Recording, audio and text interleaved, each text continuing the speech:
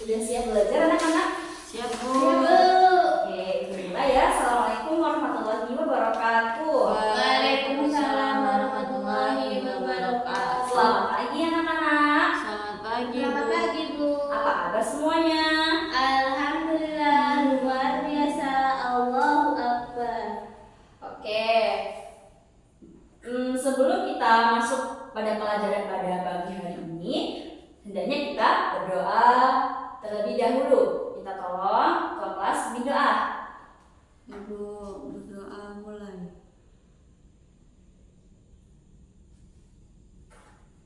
Udah selesai? Oke. Langsung saja ya. Apakah hari ini di kelas ini ada yang tidak masuk? Masuk semua, Masuk semua, Ibu. Sudah dicek, tengok kanan kirinya, ada semua. Sudah, Bu, hadir semua. Oke, alhamdulillah ada semua ya. Ada yang tahu nggak? Pada hari ini Ibu mau membahas tentang apa? Nggak tahu, Bu. Ibu mau membahas tentang ketentuan pernikahan dalam Islam. Nah, sebelum Ibu membahas tentang ini, ada yang masih ingat Ibu di pertemuan Ibu kemarin itu? Ada yang tahu nggak Ibu membahas tentang apa? Pengantin pernikahan, Bu. Ya, pengertian tentang pernikahan sama hukumnya. Terus apa sih itu hukumnya? Ada apa aja kira-kira? Ada hukum yang wajib, terus Ada yang Sunnah, sunnah, ada yang makruh, ada yang mubah, dan ada yang haram. ya, masya Allah, masih ingat ya berarti. Ibu. Oke, langsung saja masuk pada materi pada hari ini, yaitu tentang ketentuan pernikahan dalam Islam. Sebelum masuk sini tadi, kira-kira ketika kalian mau membangun rumah, apa aja yang dipersiapkan? Yang pastinya uang, Bu. Uang, terus bangunan kayak bahan-bahannya ya, agar bangunan itu kokoh. Nah, jadi ketentuan, langsung saja ketentuan pernikahan dalam Islam itu ada rukun pernikahan dalam Islam, ada syaratnya. Nah, rukun pernikahan dalam Islam itu ada apa aja, anak-anak? Banyak, Bu. Iya, ada banyak. Yang pertama yaitu calon pengantin. Iya, calon pengantin pria. Dan yang kedua pengantin wanita. Dan yang ketiga wali. Nah, calon pengantin pria dan wanita ini apa aja syaratnya? Beragama Islam, berakal sehat. Terus apa lagi? Bukan mahram. Nah, saksinya ini apa aja? Saksi apa? Saksinya wali, Bu. Saksinya ada dua orang, orang. yang mana orang tersebut muslim, berakal, sehat, adil, dan ya. Terus setelah itu ada ijab qabul. Ijabnya itu adalah perkataan yang disampaikan dari wali, terus qabulnya itu adalah jawaban dari suaminya. Nah, jadi ijab qabul ini adalah ketentuannya sah ketika berpernikahan. Terus setelah itu syaratnya apa aja? Ada yang ingat? Ada yang tahu? Beragama Islam, Bu. Iya, beragama Islam. Jadi harus sama-sama Islam. Jangan yang satu Islam, yang satunya Kristen. Tuh, beragama Islam. Dan yang kedua apa?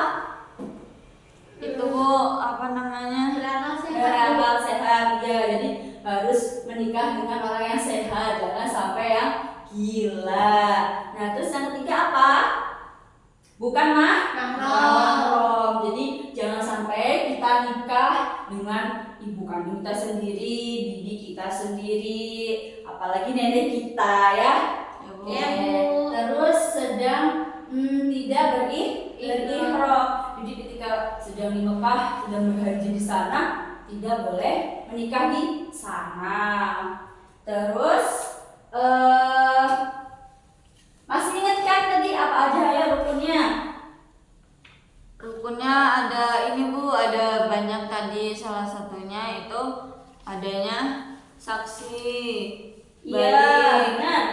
Bener banget, Masya Allah.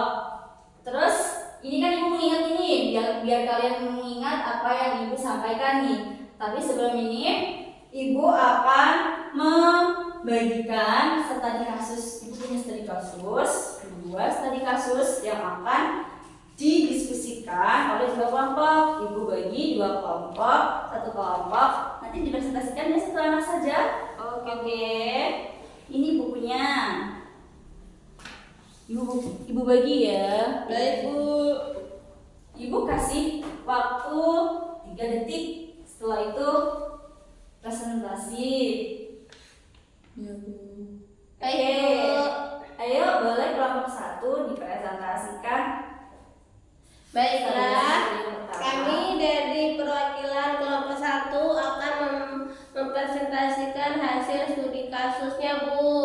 Ya, silakan.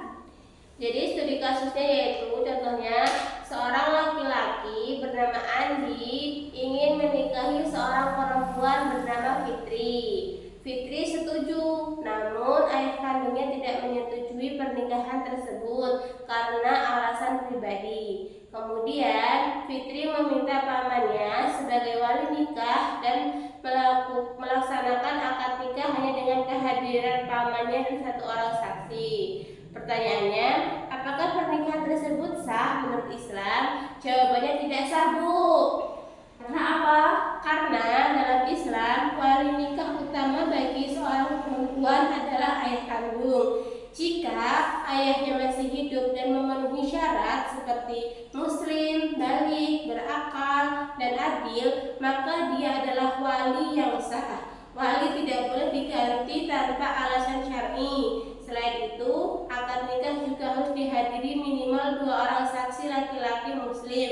Karena hanya ada 1 saksi, maka pernikahannya tidak sah, Bu. Oke, jadi tidak sah ya karena saksinya hanya ada 1. Oke, kelompok yang 2 bisa dipresentasikan di minggu depan aja ya, atau sekarang ya? Sekarang aja ya. Boleh dipresentasikan di kelompok 2. Baik, Bu. Jadi pertanyaannya, seorang pemuda bernama Rizky berusia 21 tahun ingin menikahi sepupunya, Siti, yang berusia 19 tahun. Keduanya sama-sama dewasa, sehat akalnya, dan saling setuju. Ayah Siti menjadi wali nikah dan akad dilaksanakan di depan 2 saksi laki-laki muslim. Mahar disepakati berupa cincin emas seberat 3 gram. Pertanyaannya, apakah pernikahan tersebut sah menurut syariat Islam? Jawabannya sah, Bu. Sah. Kenapa? Karena adanya calon suami istri bukan mahram. Yang kedua, keduanya balik, berakal sehat dan setuju untuk menikah, Bu. Oke, terima kasih ya yang mempresentasikan kelompoknya pada hari ini. Terus, jadi kesimpulannya, ketika kita menikahi dengan sepupu kita, itu boleh apa enggak?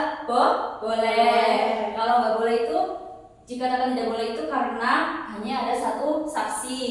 Terus, apalagi tidak dari kemampuan diri kita, kayak dipaksa oleh orang tua kita, jadi harus dari diri kita sendiri. Jodohin. Iya. Terus kesimpulannya yaitu tadi ada syaratnya apa aja? Ada dia balik. Islam. Tidak sedang berihram dan Tidak menikahi. tidak mahram. Nah, oke. Pertemuan selanjutnya Ibu akan membahas tentang hal-hal yang berkaitan dengan pernikahan dalam Islam. Oke? Waktu sudah habis. Minta tolong ketua kelas ditutup. Baiklah, kita Berdoa. tutup dengan mengucap hamdalah. Alhamdulillahirabbil alamin. Maaf jika Ibu ada salah kata, Ibu ucapkan astagfirullah. Ibu maaf. Jika ada salah juga ya. Ibu akhirnya assalamualaikum warahmatullahi wabarakatuh. Waalaikumsalam warahmatullahi wabarakatuh.